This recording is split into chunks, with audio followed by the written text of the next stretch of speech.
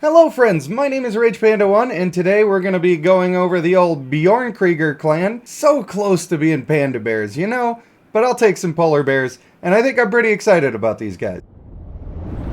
Starting with the female, our passive is going to constantly emit a chill during combat, and enemies imbued by the chill will have their fortitude reduced by 100%, of which 100% will convert into the champion's fortitude. If there are multiple nearby enemies, the fortitude gains do stack. Good job, Goat Games, for actually clarifying that. I gotta give them praise when they do it right, and I do appreciate it. When an enemy leaves the chill range, the effect expires immediately, only effective when they're directly standing in the chill zone. Now, I can't say that I'm totally 100% up to date with whether or not fortitude is still really garbage and not useful at all, or if it's been tweaked a little bit and it's a little more useful.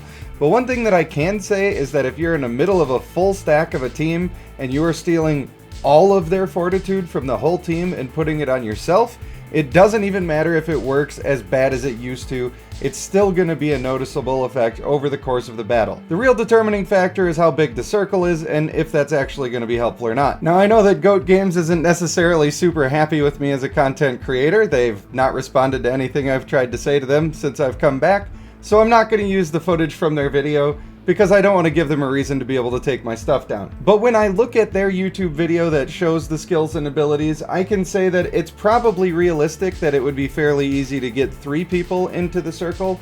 And if you're using a team that pulls everybody together, it's probably not that hard to get the whole team. There's plenty of ways to get that job done, and I think the passive is just kind of okay. For our active skill, we're gonna help out our passive skill by pulling a random enemy from outside the chill range into the caster and slashing all enemies in front of us, dealing a pretty decent amount of damage, 480%, but also significantly reducing their damage dealt by 25% for 4 seconds. It's also fortunate to note that if there are no enemies outside of your chill zone, you'll skip wasting the time of pulling somebody in, they must already be pulled in, and you'll go straight to doing the slash. And that's a bit of a time save. It actually stops us from wasting 1 or 2 seconds of just casting a spell. This is yet again another reason why you want everybody to be pulled in when you're on this character. We're seeing a trend here. This is what you always want to do when you're looking at a new character. Try to find out what they were designing the character to do, and then maximize that potential. And in this case, it's affecting the whole enemy team with negative buffs. And for the ultimate Bjornekriger's Ice Storm, you swing your poleaxe in place to continuously attack nearby enemies. From the video that Goat Games posted, it looks like a barbarian whirlwind skill that we'd all be used to, but the whirlwind seems to have a pretty good range, and if it's going to do up to 900% damage to everybody in that range, then this character might actually show up on the damage boards. They're not going to blow your socks off, they're not going to rattle your brains, but they are going to do some damage, and that's good. But since the theme of this character is afflicting negative status effects on the enemy, and doing so in a close range, the last part of the ultimate, kind of a little bit confusing how they have it written, it reduces the enemy's constitution recovery for 1 second each time damage is dealt. And you're dealing damage every 0.5 seconds for 3 seconds, which means we have a total of 6 seconds that we are reducing their health recovery. Anti-heal is always going to be good, especially when we got people like Male Water and Sun. Between these characters and the Acuna that just released, it seems like they're really trying to deal with the fact that sustain is really strong right now. Maybe more people caught on to that than I knew about, because I've been preaching since I got back that you should do it, and I haven't been seeing anybody running it.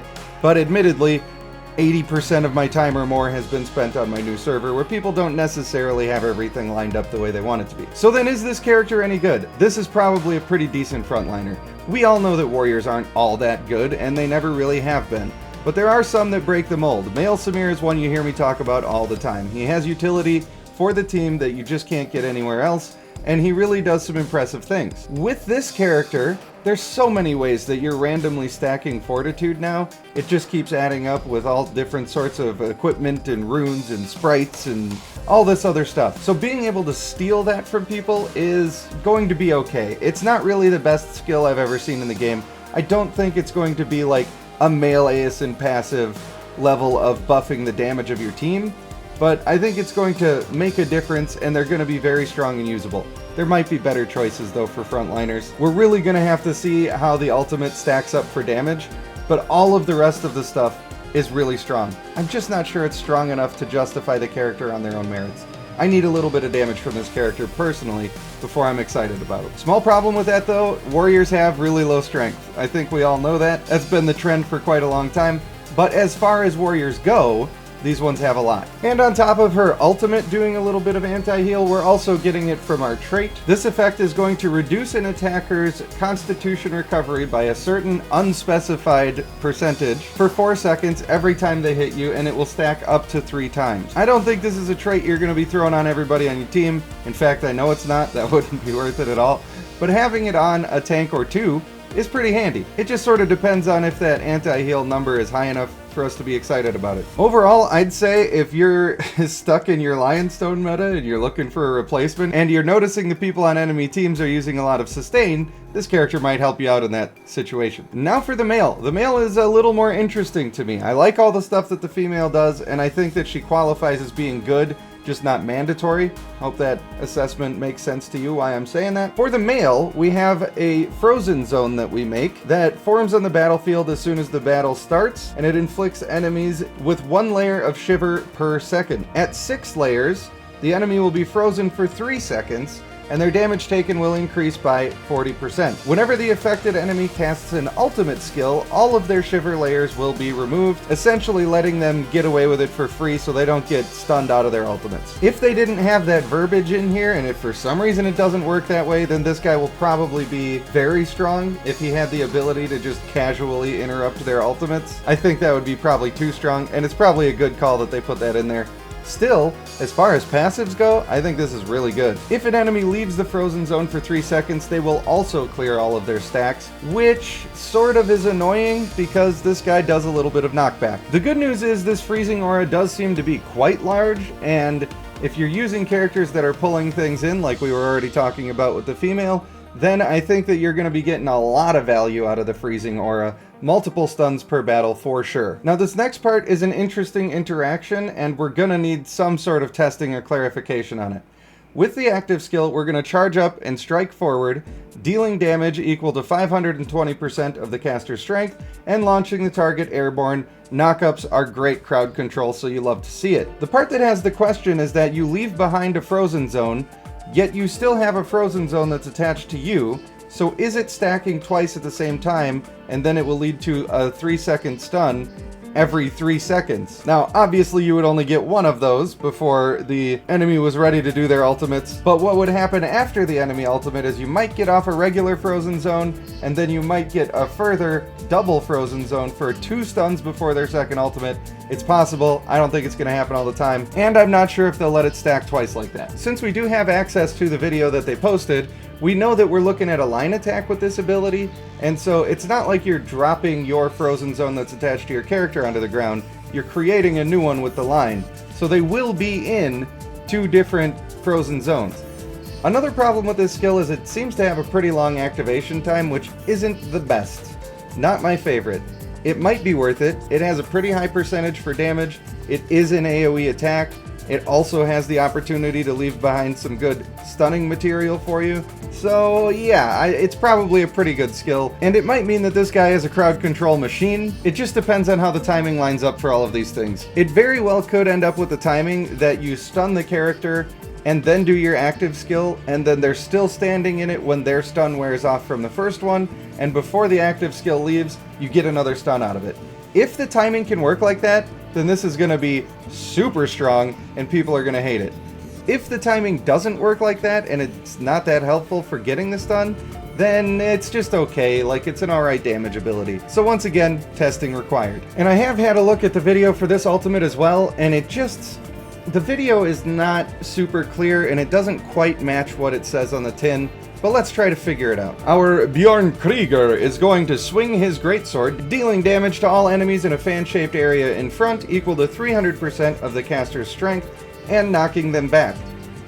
The problem is, on the video, he does the second part of the attack, and then the person is knocked back.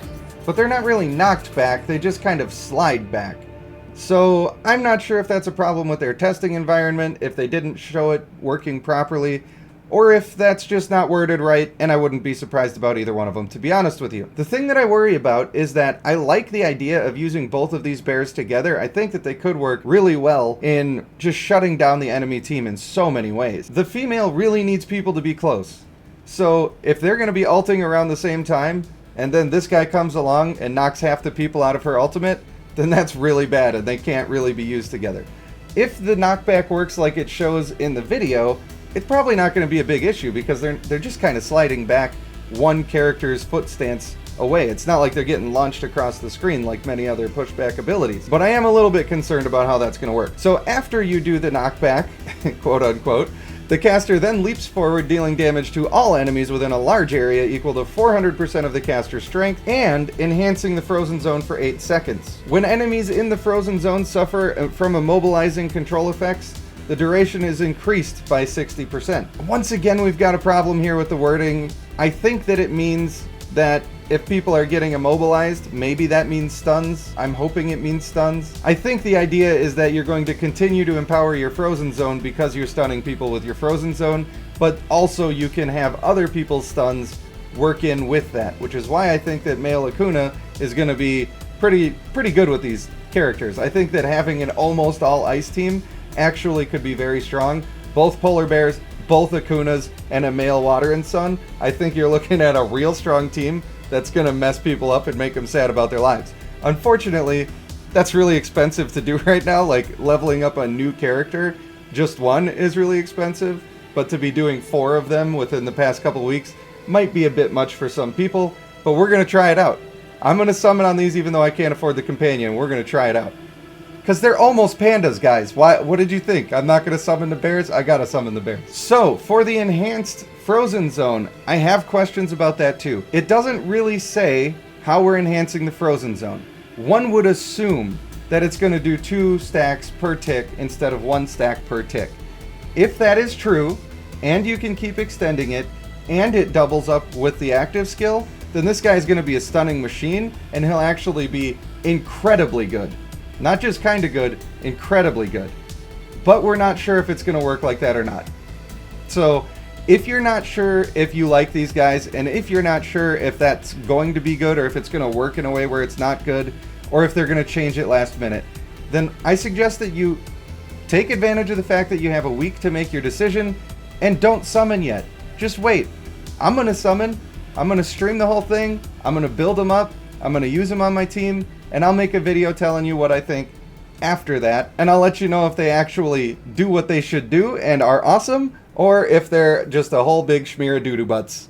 Because it could be either. It really could. Now, speaking of strength numbers, her strength is higher than his, which is great because her ultimate looks like it could do actually serious damage. Like, legitimate actual damage from a warrior. His strength is a little lower, and his scaling is a little lower on the ultimate, but their scaling about evens out on active skills. So if I may make my closing statements, the thing that I love about these polar bears is that they do all of the things that I've been trying to tell people that we really need right now.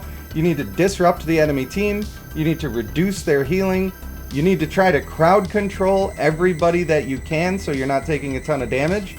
And I think these guys are going to do a great job of all of those things. Another thing that might be very useful from the female is that a lot of the bosses have crazy amounts of fortitude.